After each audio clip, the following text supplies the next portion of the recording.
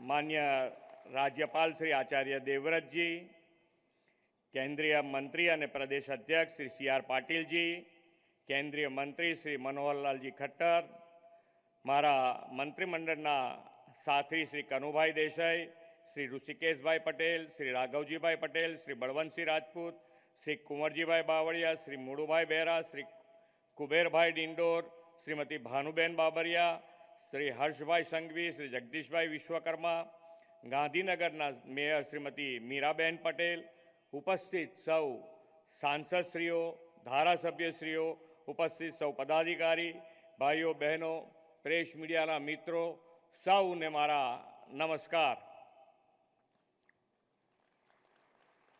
Operation सिंदूरनी ज्वलन सफलता पछी पहली बार गुजरात पधारेला विश्व नेता અને યશસ્વી વડાપ્રધાન શ્રી નરેન્દ્રભાઈ મોદી સાહેબ તથા દેશના સેનાના સૌ જવાનોને આ ઓપરેશનની સફળતા માટે આપણા સૌ વતી ગુજરાત વતી ખૂબ ખૂબ અભિનંદન પાઠવું છું। આપ સૌ પણ તિરંગાથી અભિનંદન પાઠવી શકો છો।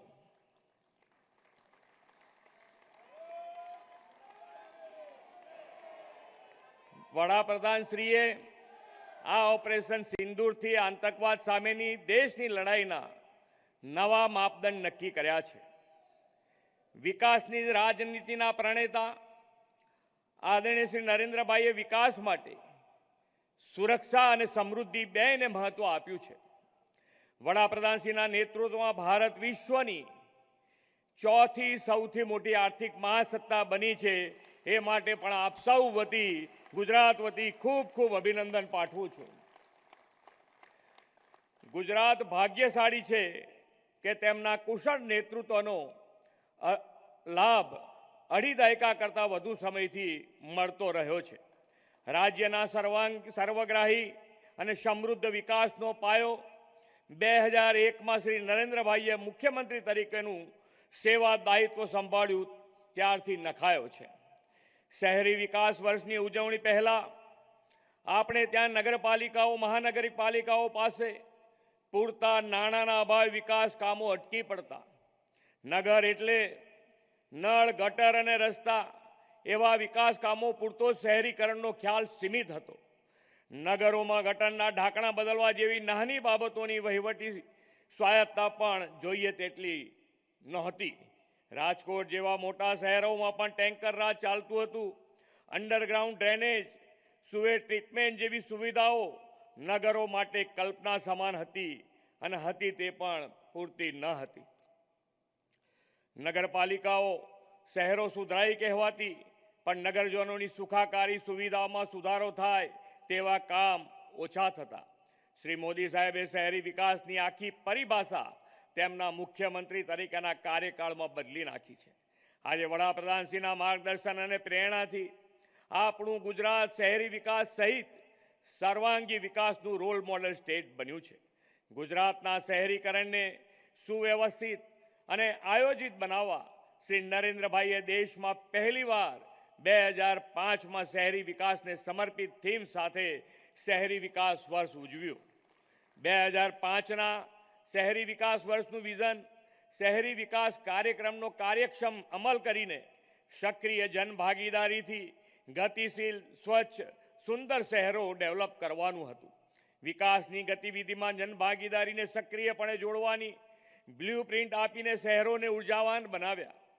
नगर महानगरोमां लेक डेवलपमेंट अंडरब्रिज ओवरब्रिज रमतगमतना साधनों garden development library community hall जेवी सगवड़ों विकसावी अने शहरी लोकोना जीवन धोरण सुविधायुक्त बने तेवा नगर विकासना कामोनो नवो अध्याय शरू थयो। लोकोमां पण नगर शहर प्रत्ये पोतिकापणानो भाव जागे अने नगर सुखाकारीना कामोमां नवा मापदंड प्रस्थापित थाय तेवी नेम साकार थई। सिविक सेंटर शरू करावीने सिटीजन सेंट्रिक सेवाओं ऑनलाइन मळती थई अने ईज ऑफ लिविंग वधवानी शरूआत थई। 2005નું એ શહેરી વિકાસ વર્ષ આજે સસ્ટેનેબલ ડેવલપમેન્ટ સાથેના સ્માર્ટ સિટીનો સંગીન પાયો બન્યો છે। આજે આ 2 દશકામાં પ્રધાનમંત્રીશ્રીના માર્ગદર્શનમાં ગુજરાતે શહેરી જન સુખાકારી અને સુવિધાઓના અનેક પ્રકલ્પો આયામો સફળતાપૂર્વક પાર પાડ્યા છે. પહેલા શહેરી વિકાસના બજેટ માત્ર 3 આંકડામાં બનતા અને તેને આ શહેરી વિકાસને સમર્પિત યોજનાથી ક્રમશઃ વધાર્યું. વડાપ્રધાનશ્રીના માર્ગદર્શનમાં આપણે આ વર્ષે 30,000 કરોડથી વધુ રકમનું બજેટ શહેરી વિકાસ માટે ફાળવ્યું છે.